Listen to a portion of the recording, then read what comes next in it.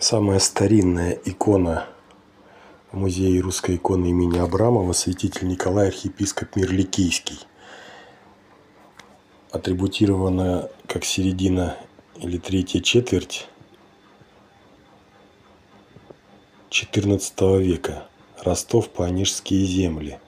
Происходит из часовни деревни. Здесь вот показано, в каком состоянии она была приобретена в музей. Из деревни Колованьга на реке Онега Архангельской области. Ранее была в собрании художника Ершова в Санкт-Петербурге, а затем в собрании Задорожного в Москве. Очень красиво сделана икона, несмотря на такой возраст. Обязательно придите посмотреть, где еще такую красоту и старину увидите. Музей русской иконы Абрамова.